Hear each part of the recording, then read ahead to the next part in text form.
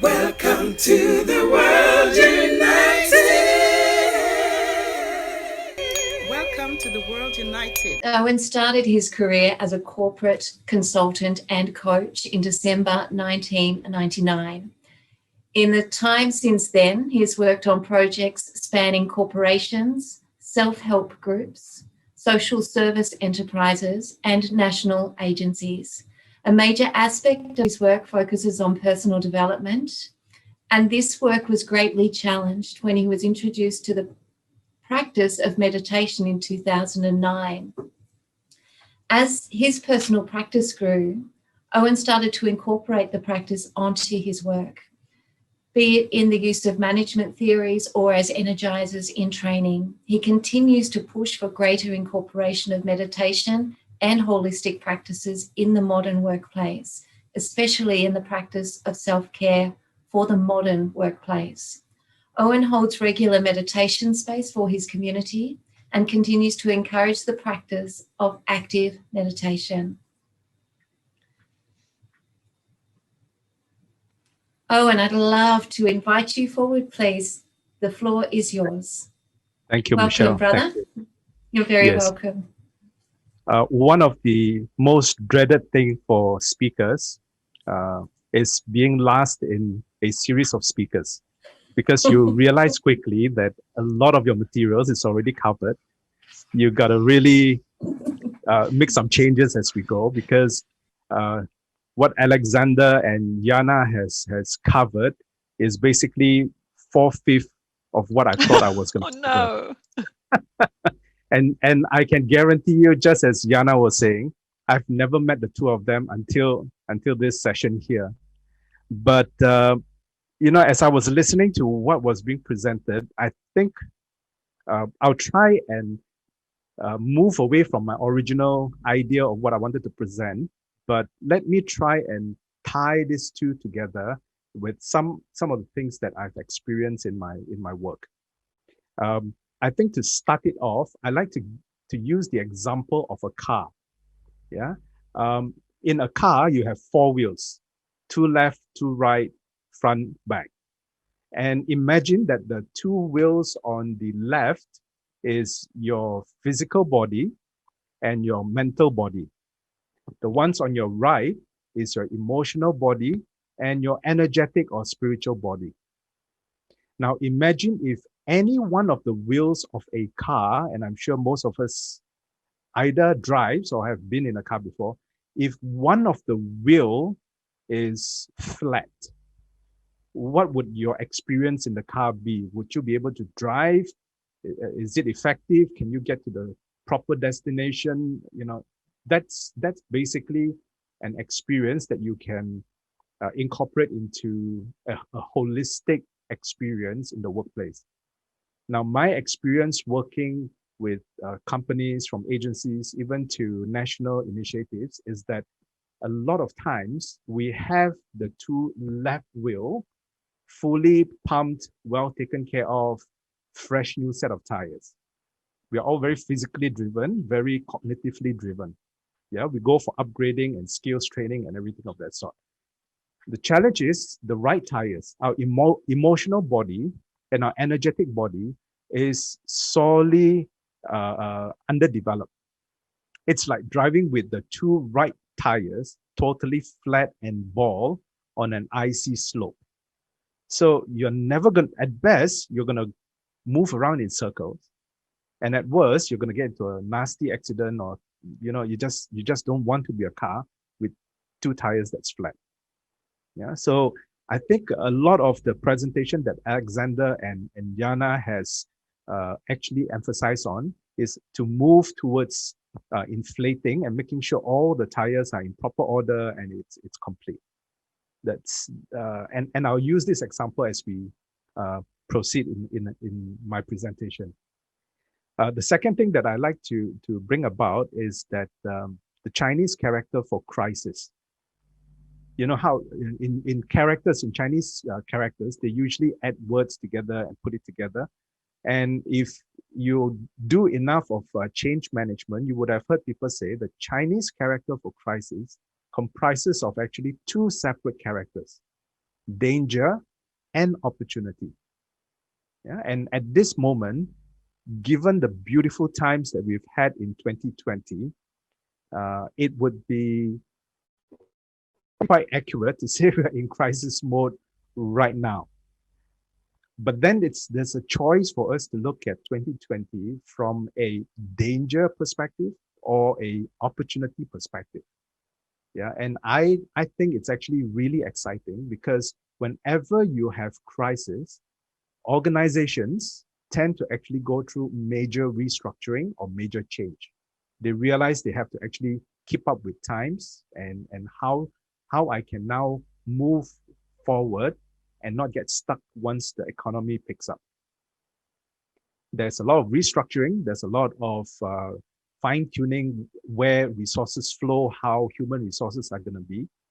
And the main focus for many companies at this point of time would be to focus on productivity as well as profit driven.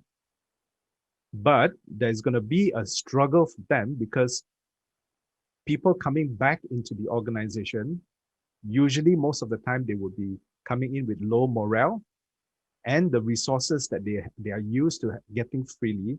I'll give you a very good example of resources that is being challenged right now. I'm in Singapore. I'm sitting in Singapore. I'm looking right out of my window, and unfortunately, all I see is a whiteboard that has been put up because we're building a 36-story building right in front of my room. And majority, I think 90% of the workers in the construction industry comes from countries like Bangladesh, countries like China, and we use all this as resources for building the homes that we live in. Given the situation we are in right now, there's a restriction on people traveling in here. Therefore, we don't have enough workers to actually get the building up and ready. And this will eat into your productivity, this will eat into your finances. Yeah.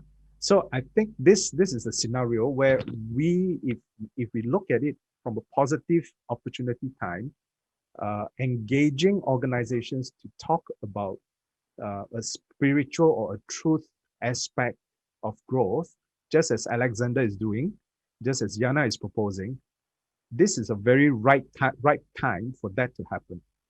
And we can see that the general masses is also they're really aware of what's going on.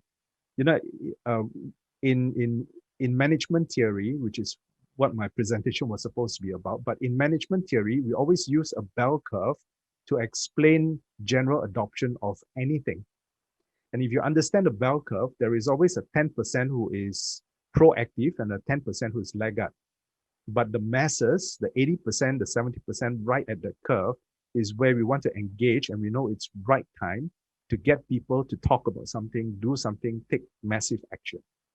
Yeah, and right now there are a lot of the masses who really understand this whole thing about holistic living, physically, mentally, emotionally, and energetically. The challenge I find when we always try to engage cooperation is to have a common language that they understand and they buy into. So for example, one of the challenge is that when we talk about a growth mindset or a abundance mindset, we need to actually try to explain to them with a common language that they buy into. So just now I saw the slide that Yana provided. When we present to them the idea that there is a fear base or the idea that people make decisions from a very limited perspective, inevitably, if you are engaging a CEO or a manager, they feel attacked. Yeah. So what I find is that I had to actually look for a common denominator to bridge the communication gap. And that's where I started using a lot of the management theories that companies are familiar with. And I like the way Yana used the word business actualization, and that's the fifth, right at the pinnacle of Maslow's hierarchy. I'll come back to that in a short while, but you can see that already, be it for management theories or for personal development theories, there is a common language that we can now use to get people to sit down and don't feel threatened talking to me when I try and get them to see that we need to move beyond just talking about how to do a timeline, how to do a Gantt chart, how to manage about all that. Yeah. One of the common things also is about talking about the people being resistant to change. I think in this room, we would agree that one of the biggest issue is because if you only have your left wheels properly built up, if your whole existence is based on your physical body and your mental body, the egoic self is going to be super strong. And when you have a very strong egoic self, that's when the subconscious is so entrenched in belief systems. Resistance to change is not a bad thing. It just shows that you have a very strong sense of self-preservation. The ego is preserving itself. Yeah. Right now, if we bring the whole idea that we need to build up, we need to start nurturing the emotional body and the energetic body, and we give them a proper space to actually do that, it becomes an easier path for us to actually work into the subconscious mind, work on the belief systems, and therefore the individuals within the organization will be more inclined to change. Now, I've been involved in a lot of personal development programs and events. And I've had the opportunity and the pleasure to do the fire walk with Anthony Robbins. Yeah. And he's a big proponent of changing the belief systems. And I've seen companies who get people, they bring together 10, 20, 30 people within the company. And as a group, they send them for a $5,000, $6,000, $7,000 program. You know, they walk the fire. They're all pumped up. Yeah, you know, they're all ready to do the change. But the moment you take them out of the field of the master, the field of Anthony Robbins, they go back to their same status quo, which is their egoic state, that is actually built only on physical self, egoic self, the cognitive self. They find it difficult to actually follow through because emotionally they can't process the fact that now I'm feeling one thing, but the demands on me to deliver in the workplace is not changing, and they can't express that emotionally or energetically. So if we look at all the theories of personal development and management theories, we use those things as a common language, and then we start engaging them into ways that allows a person to change, a team to change, and the management to change. Because some of the rest of my presentation is already covered. I wanted to look at the benefits of taking a more meditative or more mindfulness approach to the workplace, but it's already covered by Yana. And a very quick one would be about a huge one is about separation. And another word for separation is prejudice. Another word for prejudice is racism. You know, in a company, and especially in a country like Singapore, where you have people of different races sitting next to each other doing the work, it may not feel as much, but I do understand how in a country where predominantly a big group of a large majority of the workforce is of one race or one belief system, and to have somebody who is different from them, there is that separation, that prejudice, that racism. Being mindful of yourself, first knowing yourself and coming from that space of being wholesome, that separation, which is really a play on the ego, starts to come down. without needing to go all crazy and holding placards.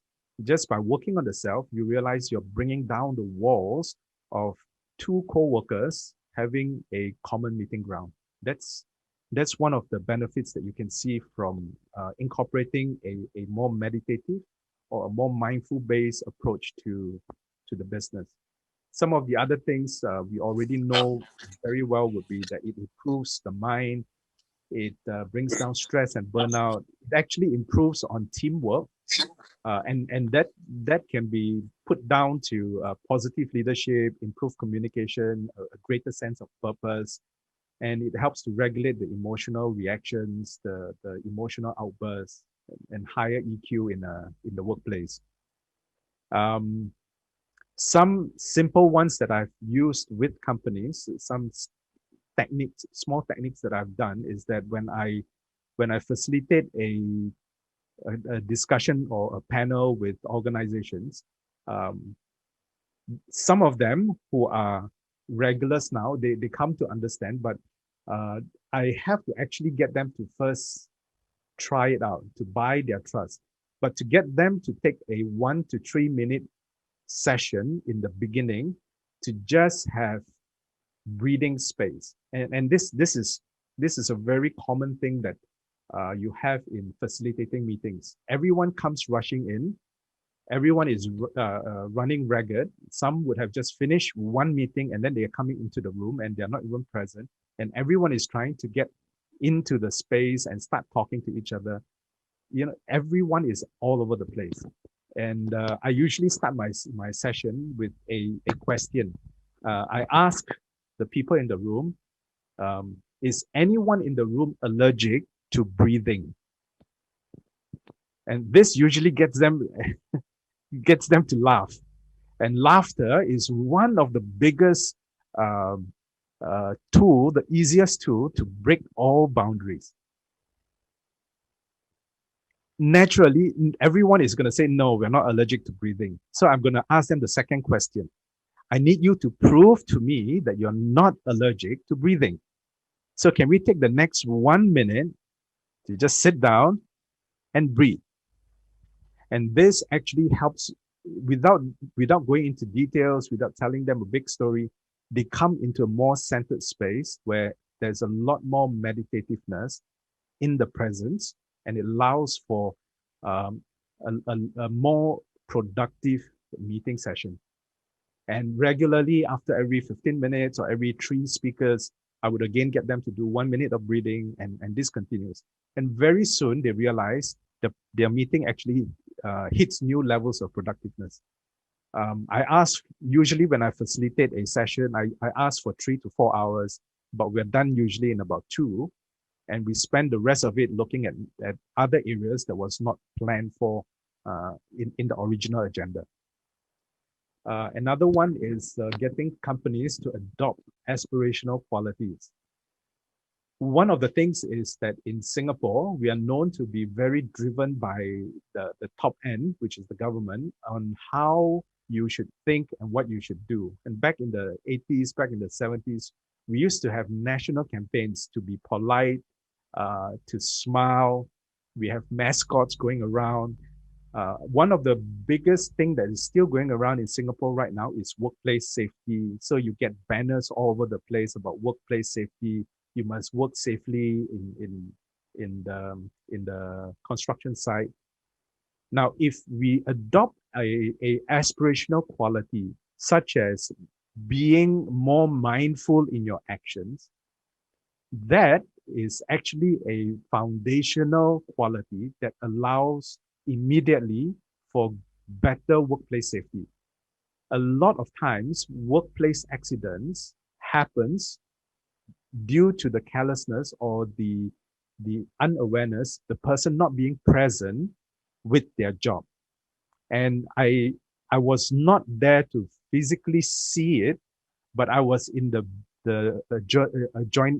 building right opposite a construction site where there was a loud crash, there was a loud bang.